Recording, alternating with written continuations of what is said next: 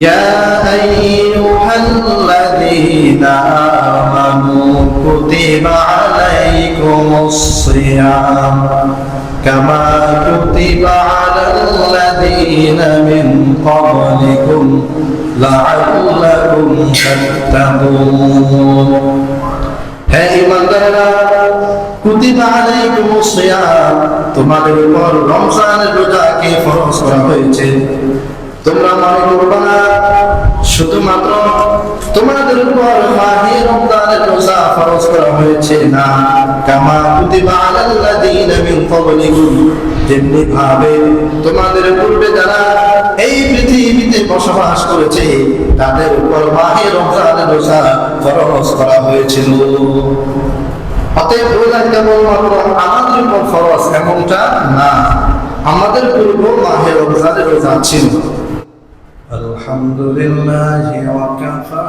وسلام على عباده الذين اصطفى أما بعد فأعوذ بالله من الشيطان الرجيم بسم الله الرحمن الرحيم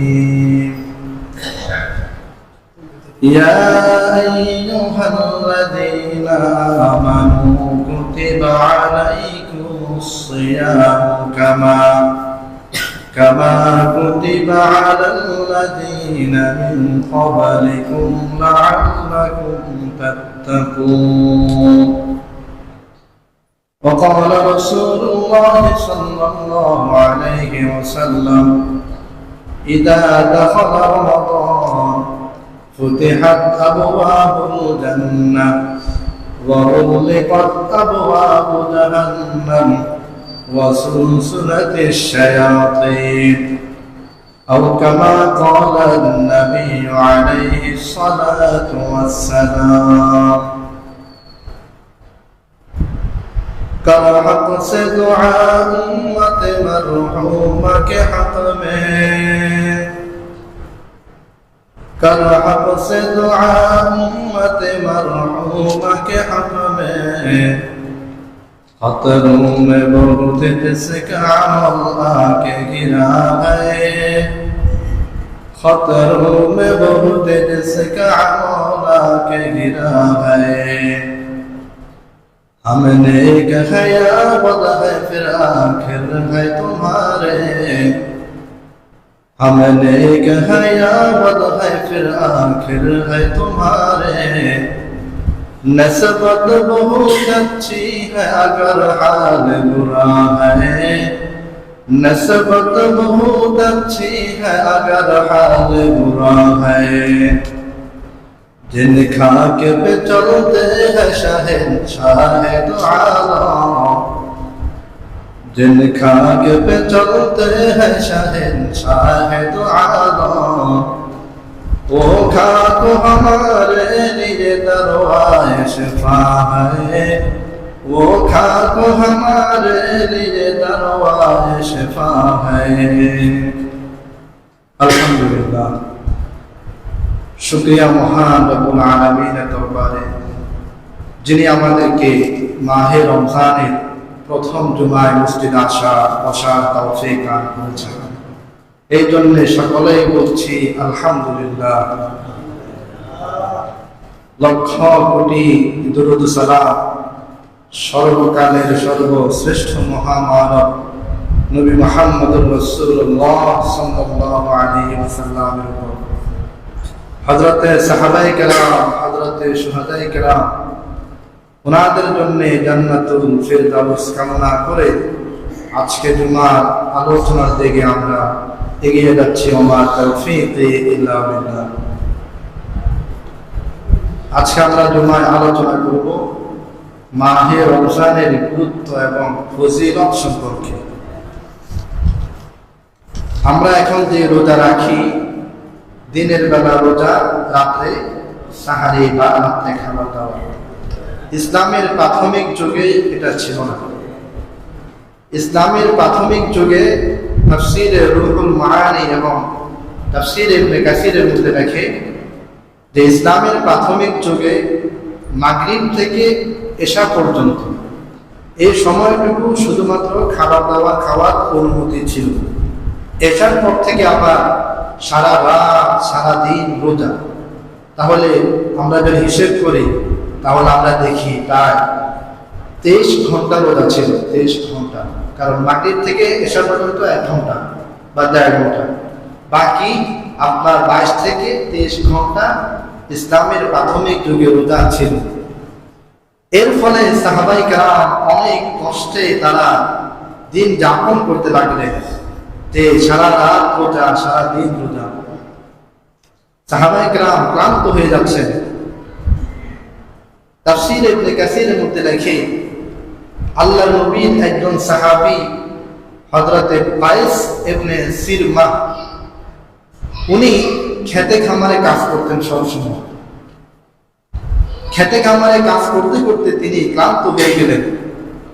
ক্লান্ত হয়ে কায়েস ইবনে সিরমা বাড়িতে আসলেন মাগরিবের সময়। বাড়িতে এসে দেখে ইফতারি কোনো আইটেম নেই, ইফতারি করার মতো কোনো কিছুই নেই। তিনি তার স্ত্রীকে বললেন যে ইফতারি করার মতো কিছুই কি ঘরে নেই? স্ত্রী জবাব দিল যে ঘরে ইফতারির মতো কোনো কিছুই নেই। তখন তিনি সারাদিন খেতে খামারে কাজ করার কারণে একটু বিশ্রাম করলেন, সাথে সাথে ঘুমিয়ে পড়লেন।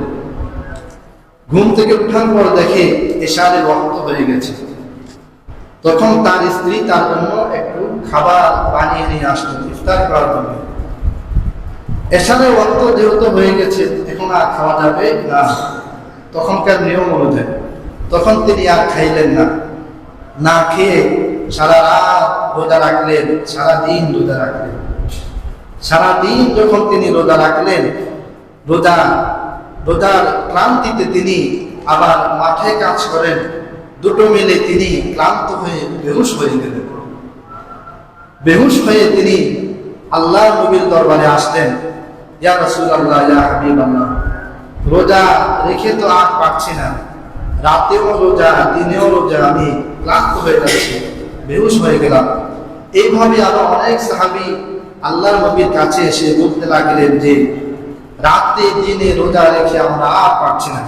তখনই মহান রব্বুল আলামিন আয়াত নাযিল করলেন। আয়াত নাযিল করে পৃথিবীর সব মানুষের জন্য রোজাকে শিথিল করে দিলেন, যে এখন থেকে দিনে রোজা হবে, রাতে ইফতার, রাতে খাবার দাবার হবে, রাতে সাহরি হবে, রাতে আর কোনো রোজা নেই। তখন থেকেই দিনে রোজা চালু হয়েছে, রাতের রোজা বন্ধ হয়েছে। মুহতারাম হাজিরিন, রোজা এতই এক গুরুত্বপূর্ণ বিষয় যে তখন রাতেও রোজা ছিল, দিনেও রোজা ছিল, এরপরও সাহাবায়ে কেরাম রোজা রাখার চেষ্টা করতেন। রোজা কখনো তারা বাদ দিতেন না। নবীজির কাছে এক সাহাবী এসে বললেন, ইয়া রাসূলুল্লাহ, আমাকে কিছু আমল দেন, যে আমল করে আমি জান্নাতে যেতে পারবো। নবীজি বললেন, আলাইকা বিস-সাওম, তুমি রোজা রাখো, ফাইন্নাহু লা আদলা লাহু, রোজার সমতুল্য আর কোনো আমল নেই, তুমি রোজা রাখো। যে সাহাবী আসতেন, আল্লাহর নবী সাহাবায়ে কেরামকে রোজা রাখার প্রতি উদ্বুদ্ধ করতেন যে তোমরা রোজা রাখো। এই জন্যে প্রতিটি মুমিন, বালেগ, সুস্থ মস্তিষ্ক সম্পন্ন সকল মুসলিম নর নারীর উপর মাহে রমজানের রোজা ফরজ। কেউ যদি না রাখে, হাদিসে আল্লাহর নবী বলেন, ওয়া ইন সামাত দাহরা কুল্লাহু, কেউ যদি মাহে রমজানের রোজা না রাখে, এরপরে যদি সে দীর্ঘ 1 জোর অর্থাৎ 12 বছর পর্যন্ত যদি সে রোজা রাখে, তথাপি রমজানের একটা রোজা সমতুল্য হবে না। অতএব রোজা রাখতে হবে। রোজা কেবলমাত্র আমাদের উপর ফরজ এমনটা না, আমাদের পূর্বে যত উম্মত ছিল তাদের উপরও মাহে রমজানের রোজা ফরজ ছিল। কোরআন কারীম বলছে, অতএব রোজা রাখবো আমরা। মাহে রমজান আসছে, এখন কি করণীয়? মাহে রমজান আমাদের জন্য কি নিয়ে এসেছে? হাদিসের মধ্যে আল্লাহর নবী বলেন, ইদা দাখালা রমাদান, রমজান যখন চলে আসে, রমজান যখন প্রবেশ করে, ফুতিহাত আবওয়াবুল জান্নাহ, মাহে রমজান প্রবেশ করার সাথে সাথে আল্লাহ রাব্বুল আলামিন জান্নাতের সব দরজা সমূহ খুলে দেন। সুবহানাল্লাহ। ওয়া উলিমাত আবওয়াবু জাহান্নাম, মাহে রমজান আসার সাথে সাথে জাহান্নামের সব দরজা আল্লাহ রাব্বুল আলামিন বন্ধ করে দেন। ওয়াসুলসিলাতিশ শায়াতিন, শয়তানকে আল্লাহ রাব্বুল আলামিন বেড়ি শিকল করিয়ে দেন, যাতে করে শয়তানি করে মানুষের উপর মাহে রমজানের রোজা কেড়ে নিতে না পারে। মাহে রমজান আসলে শয়তানকে আবদ্ধ করে রাখা হয়। দেখবেন মানুষ মাহে রমজানের আগে যেমন থাকে, মাহে রমজানে তেমন থাকে না, অনেক পরিবর্তন হয় না? হয়, অনেক পরিবর্তন হয়। এটা কেন? ওই যে শয়তানকে আল্লাহ পাক শিকলের বন্দী করে রেখেছেন, যার কারণে মানুষ যত খারাপই হোক না কেন, মাহে রমজান এসে আগের মতো থাকে না, অনেক পরিবর্তন হয়ে যায়।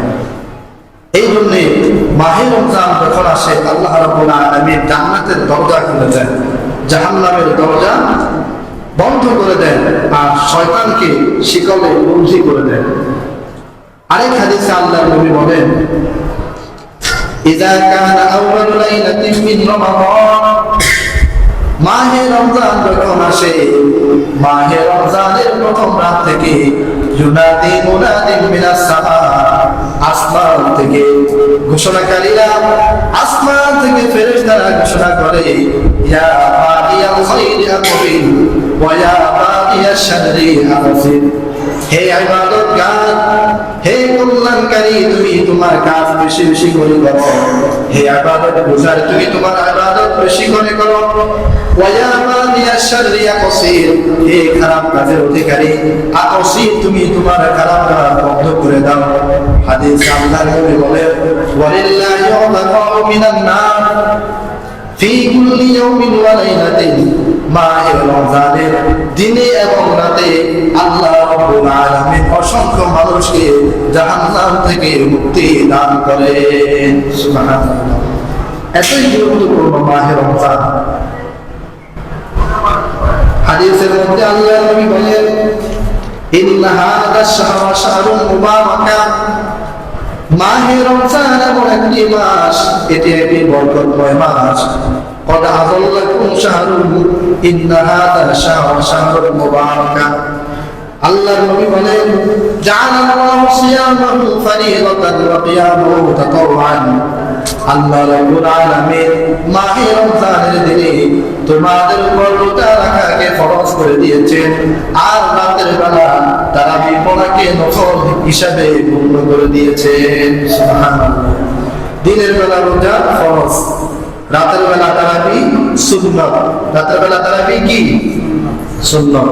আরেক হাদিসে আল্লাহর নবী বলেন, নবীজি বলেন, ইন্নাল্লাহ আযজা ওয়া জাল্লা ফারাদা রমাদান, আল্লাহ রাব্বুল আলামিন রমজান মাসের দিনে রোজা ফরজ করেছেন, আর আমি ওয়াসানাতু কিয়ামাহু, আর আমি নবী মুহাম্মদুর রাসূলুল্লাহ রাতের বেলা তারাবিকে তোমাদের উপর সুন্নাত হিসেবে আবশ্যক করে দিয়েছি। অতএব কোন বান্দা যদি দিনের বেলা রোজা রাখে, রাতের বেলা তারাবির নামাজ আদায় করে, তো আল্লাহর নবী বলেন, খরাজা মিনাজ জুনুবি কায়াউমি ওয়ালাদাতু উম্মুহু, তার গুনাহ থেকে এমন ভাবে বেরিয়ে যায়, একজন মানুষ মায়ের পেট থেকে যখন বের হয়, সে যেমন নিরাপদ থাকে, নিষ্পাপ থাকে, একজন মানুষ যদি মাহে রমজানের দিনে রোজা রাখে আর রাত্রি বেলা তারাবির নামাজ আদায় করে, আল্লাহ রাব্বুল আলামিন তার গুনাহসমূহ মাফ করে দিয়ে তাকে নিষ্পাপ পবিত্র বানিয়ে দেন। সুবহানাল্লাহ।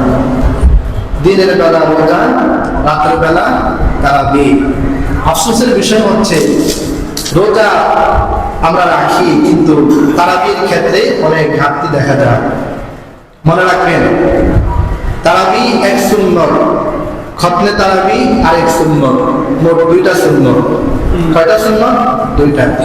কেউ যদি শুধু তারাবি পড়ে, সূরা তারাবি, তার একটা সুন্নত আদায় হবে, তারাবি পড়া, কিন্তু আরেকটা সুন্নত থেকে যাবে, আদায় হবে না।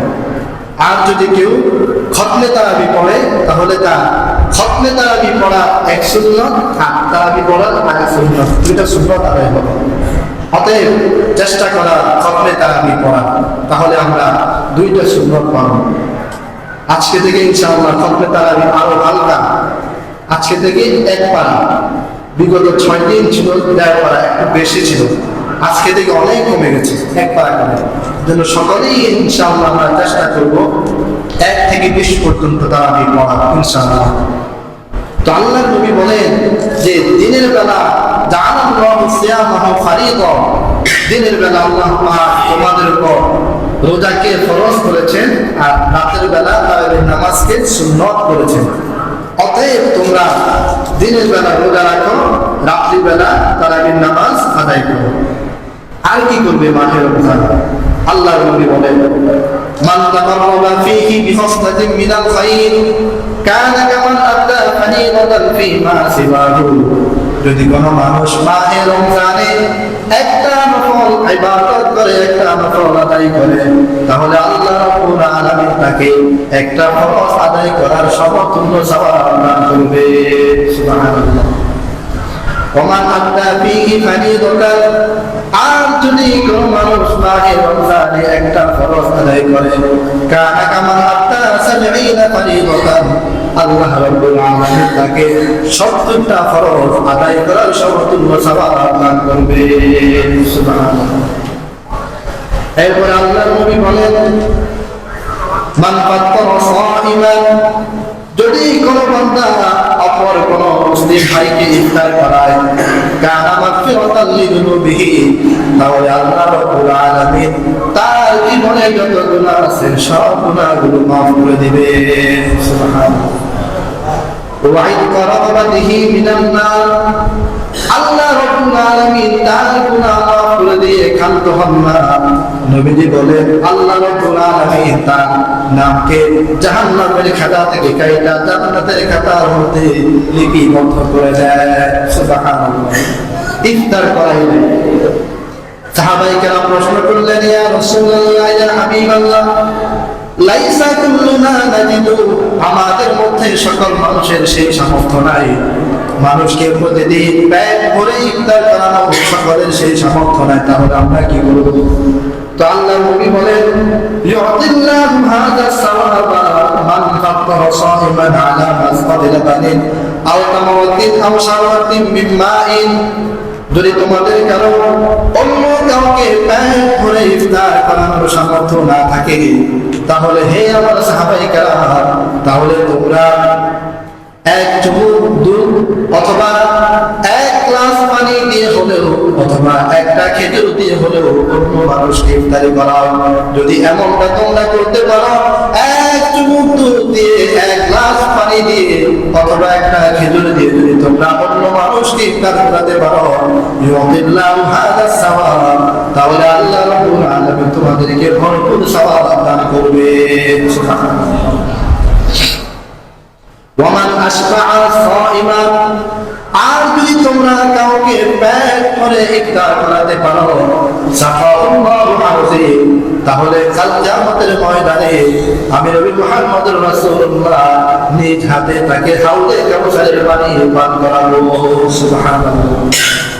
এখানে দুইটা বিষয় নবী বলেন যে তোমরা ইফতারি করাও, যদি ভালো করে ইফতারি করাতে না পারো, যতটুকু সামর্থ্য ততটুকু দিয়ে ইফতারি করা, তাহলে আল্লাহ পাক তোমাদের জীবনের সব গুনাহ মাফ করে দেবেন। আর যদি তোমরা ভালো করে পেট ভরে ইফতারি করাতে পারো, তো আল্লাহর নবী বলেন সাকাতুল্লাহু হাউজি, কিয়ামতের ময়দানে আমি তাকে হাউজে কাউসার থেকে পানি পান করাবো। সুবহানাল্লাহ।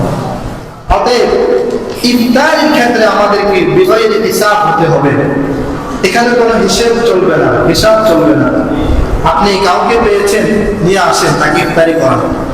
ইফতারি করার জন্য লোকটা গরিব হতে হবে শর্ত না। ইফতারি আপনি যদি লোকটা গরিব হয়, তাকে ইফতারি করালে সওয়াব বেশি হবে, ঠিক। তবে যদি গরিব না হয়, আপনার পাড়া পড়োশি হয়, তাকে ইফতারি করান, আল্লাহ পাক আপনাকে সওয়াব দান করবেন। আর যদি লোকটা গরিব হয়, তাহলে আপনার সওয়াব আরো বেশি হবে। এই জন্য ইফতারি করতে হবে, করাতে হবে বিগয়র হিসাব, যে আমি দুইজন মানুষের ইফতারি বানাইলাম, এখন তিনজন কিভাবে খাবো? না, দুইজন মানুষের ইফতারি বানাইলেন, হঠাৎ করে 5 জন হয়ে গেল, খুশি মনে সকলে একসাথে খান, এটা আল্লাহ পাক বরকত দান করবেন, সওয়াব দান করবেন। এই জন্য আমাদের ইফতারি হতে হবে জুবাইরের হিসাব, কোনো হিসাব নাই। যখন যাকে পাই তাকে ধরে আমরা ইফতারি করব ইনশাআল্লাহ। আল্লাহর নবী মাহে রমজানে আমাদের কি কি কাজ সেগুলো বলছেন যে 1 নম্বর দিনের বেলা আমরা রোজা রাখতে, 2 নম্বর রাতের বেলা তারাবির নামাজ পড়ব, 3 নম্বর মানুষকে আমরা ইফতারি করাবো। এরপরে আল্লাহর নবী বলেন وهو شهر أوله رحمة وأوسطه مغفرة وآخره عتق من النار। এটি এমন একটি মাস, এই মাসে আল্লাহ রাব্বুল আলামিন প্রথম 10 দিন রহমত নাযিল করেন, দ্বিতীয় 10 দিন মাগফিরাত নাযিল করেন, আর তৃতীয় 10 দিন আল্লাহ পাক নাজাত নাযিল করেন। 3টা ভাগ, রহমত, মাগফিরাত, নাজাত। এর অর্থ এই না যে প্রথম 10 দিন শুধু রহমত আসে, মাগফিরাত আসে না, না, এটা একটি ভাগ শুধুমাত্র, কিন্তু পুরো রমজান আমাদের জন্য রহমত, পুরো রমজান আমাদের জন্য মাগফিরাত, পুরো রমজান আমাদের জন্য নাজাত। অতএব রমজানে আমাদের 1 নম্বরের কাজ হচ্ছে আমাদের সকলের গুনাহ মাফ করে নেওয়া, আমাদের সকলের গুনাহ মাফ করে নেওয়া, এটি হচ্ছে 1 নম্বরের কাজ। একদিন আল্লাহর নবী এইভাবে মিম্বারে উঠলেন, উঠার সময় 3 বার আমিন বললেন, আমিন আমিন আমিন। সাহাবায়ে কেরাম প্রশ্ন করলেন, ইয়া রাসূলুল্লাহ, এমন তো কখনো দেখি নাই আপনি এইভাবে আমিন বলতে, মিম্বারে ওঠার সময় 3 বার আমিন বললেন কেন? নবীজি বললেন, হে সাহাবায়ে কেরাম, জিবরাইল এই মাত্র এসে আমাকে 3টা কথা বলেছে, আমি 3টা বদদোয়া দিয়েছে, আমি আমিন বলে সে বদদোয়াগুলো আল্লাহ পাকের দরবারে কবুল করে নিয়েছি। 1 নাম্বার, জিবরিল বলেছে যে ব্যক্তি তার বৃদ্ধ পিতা মাতাকে পেল কিন্তু তাদের খেদমত করে জান্নাত কামাই করতে পারলো না, সে ধ্বংস হোক। আমি নবী বলেছি আমিন, সে ধ্বংস হয়ে যাবে। 2 নম্বরে জিবরিল বলেছে যে ব্যক্তি মাহে রমজানের রোজা পেল, এরপরও সে মাহে রমজানে তার গুনাহকে মাফ করাতে পারলো না, সে ধ্বংস হোক। আমি নবী বলেছি আমিন, সে ধ্বংস হয়ে যাক। 3 নম্বরে জিবরিল বলেছে যার সামনে আপনার নাম উচ্চারণ করা হয় কিন্তু সে আপনার প্রতি দুরূদ পাঠ করে না, সে ধ্বংস হোক। আমি নবী বলেছি আমিন, সে ধ্বংস হয়ে যাক। নাউযুবিল্লাহ, নবীজি বদদোয়া করেছে। এই জন্য মাহে রমজানে আমাদের 1 নম্বরের কাজ হচ্ছে যে আমাদের গুনাহ মাফ করাতে হবে। মুহতারাম হাজিরিন, এখন আমরা যে রোজা রাখছি, আমরা হলাম রোজাদার, এটা আমাদের কি সওয়াব রয়েছে? আল্লাহ পাক আমাদেরকে কি সওয়াব দিবেন যদি আমরা রোজা রাখি? হাদিস আল্লাহর নবী বলেন, ইন্নাল্লাহা তাবারাকা ওয়া তাআলা ক্বাদা নাফসাহু আ'তাশা নাফসাহু। আল্লাহ রাব্বুল আলামিন নিজের প্রতি অবধারিত করে নিয়েছেন, ওয়াজিব করে নিয়েছেন, যে ব্যক্তি কষ্ট করে রোজা রাখবে, যে ব্যক্তি কষ্ট করে রোজা রাখবে, তো আল্লাহর নবী বলেন সাকাহু ইয়াওমাল আবজি, আল্লাহ রাব্বুল আলামিন তাকে কিয়ামতের ময়দানে পানি পান করাবেন। সুবহানাল্লাহ। 1 নম্বর, যদি কেউ কষ্ট হলেও রোজা রাখে, আল্লাহ পাক তাকে নিজ কুদরতি হাতে কিয়ামতের ময়দানে পানি পান করাবেন। 2 নম্বর, আল্লাহর নবী বলেন কুল্লু আমাল ইবনে আদম ইউদাআফু লাহুল হাসানাতু বিআশরি আমসালিহা ইলা 700। প্রতিদিন বনি আদমের আমলের সওয়াব 10 থেকে শুরু হয়, একেবারে 700 পর্যন্ত গিয়ে থাকে। কিন্তু রোজা এমন একটি আমল, আল্লাহর নবী বলেন, মহান রব্বুল আলামিন বলেছেন আস-সাওমু লি ওয়া আনা আজজি বিহি। প্রতিদিন আমলের শেষ সীমা হচ্ছে 700, কিন্তু কেউ যদি রোজা রাখে তার শেষ সীমা কত? 700 না 7000 না 7 কোটি, কত হতে পারে? এটা একমাত্র আমি মহান রব্বুল আলামিন জানি। কিয়ামতের ময়দানে অগণিত অজস্র সওয়াব রোজাদারকে আমি আল্লাহ নিজ কুদরতি হাতে প্রদান করব। সুবহানাল্লাহ। নবীজি বলেন, আল্লাহ তাআলা বলেন না রোজা রাখলে কি পরিমাণ সওয়াব, এটা আল্লাহ পাক নিজের কাছে রেখেছেন। কিয়ামতের ময়দানে আল্লাহ পাক নিজ কুদরতি হাতে বান্দাকে প্রদান করবেন। এই গেল 2 নাম্বার। 3 নাম্বার, আল্লাহ নবী বলেন যদি কোনো বান্দা রোজা রাখে তাহলে তার কি হবে? মান সামা রমাদান, যদি কোনো মানুষ মাহে রমজানের রোজা রাখে, গুফিরা লাহু মা তাকাদ্দামা মিন যামবিহি, আল্লাহ পাক তার জীবনের সব গুনাহ মাফ করে দেন। সুবহানাল্লাহ। 3 নাম্বার। 4 নাম্বার, যদি কোনো মানুষ রোজা রাখে তাহলে আল্লাহ নবী বলেন সালাসুন লা তুরাদ্দু দাওয়াতুহুম, 3 ব্যক্তির দোয়া কখনো ফেরত দেওয়া হয় না। 1 নাম্বার দাওয়াতুল মাজলুম, মাজলুমের দোয়া। 2 নাম্বার আল ইমামুল আদিল, ন্যায়পরায়ণ শাসক। 3 নাম্বার as-সাইমু হাত্তা ইফতিরা, রোজাদার ব্যক্তি যতক্ষণ না সে ইফতার করে, ইফতারের আগ পর্যন্ত সারা দিন এবং কি ইফতারের পূর্ব মুহূর্ত পর্যন্ত রোজাদার ব্যক্তি যত দোয়া করবে আল্লাহ পাক তার সব দোয়া কবুল করেন। সুবহানাল্লাহ। 4 নম্বরে আল্লাহ নবী বলেন ইন্না ইনদালিল্লাহি উতাকা ইনদা ফিত্রি, ইফতারের সময় আল্লাহ রাব্বুল আলামিন পৃথিবীর সকল রোজাদার ব্যক্তিকে মাফ করে দেন। সুবহানাল্লাহ। এই হলো রোজা রাখলে আমাদের সওয়াব। রোজা রাখলে, না রাখলে তো কথাই নেই। রোজা রাখলে এই পরিমাণ সওয়াব আল্লাহ রাব্বুল আলামিন আমাদেরকে দান করবেন। এখন আমরা রমজানে কি কি কাজ করতে পারবো না? হাদিসে আল্লাহর নবী বলেন আসিয়ামু জুন্নাতুন ইযা কানা ইয়াউমু আহাদি সাওমিকুম, যদি তোমাদের কেউ রোজা রাখে ফালা ইয়াফাস ওয়ালা ইয়াসখাব, সে যেন অশ্লীল কথা, খারাপ কথা, অকথ্য অভাষ্য কথা সে যেন না বলে। যেই কথা মানুষ যেটাকে খারাপ মনে করে এমন ধরনের কোন কথা যেন রোজাদার ব্যক্তি না বলে, আল্লাহ নবী বলতেছেন। ফাইন সাআবাহু আহাদু, 2 নাম্বার নবী বলেন যদি কেউ রোজাদার ব্যক্তিকে গালি দেয়, এখন তার কি করণীয়? সেও কি পাল্টা গালি দিবে? নবী বলেন না। ফাইন্নাহু ইয়াকুল আনা সাইমু, যদি কেউ রোজাদার ব্যক্তিকে গালি দেয় তাহলে সে যেন বলে আনা সাইম, আমি রোজাদার, আমি গালি দিতে পারবো না, সে যেন এই কথা বলে। অতএব রোজা রাখা অবস্থায় অশ্লীল কথা বলা এবং শোনা, কাউকে গালি দেওয়া, গালি শোনা কোনোটাই করা যাবে না। 2 নাম্বার আল্লাহ নবী বলেন আসিয়ামু জুন্নাতুন, রোজা হচ্ছে জাহান্নাম থেকে বাঁচার একটি ঢাল। যতক্ষণ না তোমরা সেই ঢালকে ভেঙে ফেলো, যদি তোমরা সেই ঢালকে ভেঙে ফেলো তাহলে জাহান্নামে যাবে। সাহাবায়ে কেরাম প্রশ্ন করলেন সেই ঢাল কিভাবে ভাঙে? তো নবী বললেন বিকিসবিন আও গীবাতিন, 2টা জিনিসের মাধ্যমে, মিথ্যা কথা এবং গীবত শিকায়তের মাধ্যমে। যদি কেউ মিথ্যা বলে এবং গীবত শিকায়ত করে তার ঠিকানা জাহান্নাম। এই জন্য রোজা রাখা অবস্থায় অন্যায় অশ্লীল কথা বলা যাবে না, কেউ গালি দিলে পাল্টা গালি দেওয়া যাবে না। 2 নাম্বার মিথ্যা কথা বলা যাবে না। 3 নাম্বার গীবত শিকায়ত করা যাবে না।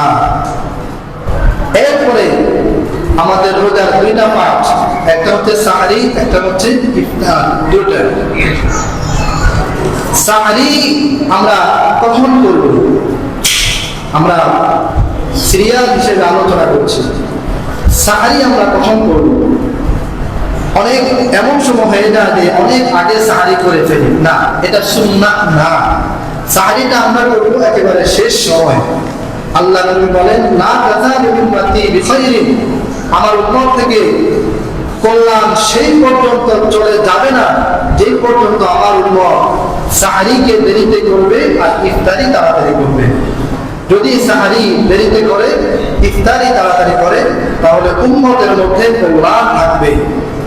সাহরি করতে হবে একেবারে সময়ের শেষ ভাগে, শেষ সময়, অনেক আগে সাহরি করা সুন্নাত না। এখন অনেকে সাহারি করে না, অনেক সময় দেখা যায় যে ভোর রাতে উঠার কারণে খাওয়ার সে চাহিদা থাকে না, এই জন্য সাহারি অনেকের খাওয়া হয় না অনেক সময়। এখন কি করণীয়? নবীজি বলেন যদি এক ঢোক পানি হয় অন্তত পান করো, এরপরও তোমরা সাহারি করো। একেবারে খালি পেটে উপোস থাকা যাবে না, এক ঢোক পানি হলেও সাহারি করতে হবে। কারণ কি? কারণ আল্লাহ নবী বলেন, ইন্না হাযা ফাসনা ওয়া বাইনা আহলিল কিতাব, আমাদের এবং ইহুদি খ্রিস্টানদের মধ্যে পার্থক্য হচ্ছে তারাও রোজা রাখে, আমরাও রোজা রাখি, তবে পার্থক্য হচ্ছে যে তারা সাহারি করে না, আমরা সাহারি করি। অতএব আপনি যদি সাহারি না করেন আপনার সাদৃশ্য হয়ে যাবে ইহুদি খ্রিস্টানদের মতো, এজন্য সাহারি করতে হবে। নবী বলেন, তাসাহারু ফাইন্না বিস-সাহুরি বারাকা, তোমরা সাহারি করো, কারণ আল্লাহ পাক সাহারির মধ্যে অনেক বরকত রেখেছেন। সুবহানাল্লাহ। আরেক হাদিসে আল্লাহ নবী বলেন, যদি মানুষ সাহারি করে তো ইন্নাল্লাহা ওয়া মালাইকাতাহু ইউসাল্লুনা আলাল মুতাসাহিরিন, যারা সাহারি করে তাদের জন্য আল্লাহ পাক এবং ফেরেশতারা দোয়া করতেই থাকে। সুবহানাল্লাহ। এই জন্য সাহারি করতে হবে। মুহতারাম হাজিরিন, আজকে আমরা আলোচনা করলাম মাহে রমজানের ফজিলত সম্পর্কে। 2 নম্বরে আমরা আলোচনা করলাম আমরা যদি রোজা রাখি তাহলে আমাদের কি সওয়াব হবে সেই সম্পর্কে। 3 নম্বরে আমরা আলোচনা করলাম যে রোজা অবস্থায় কি কি কাজ করা যাবে না।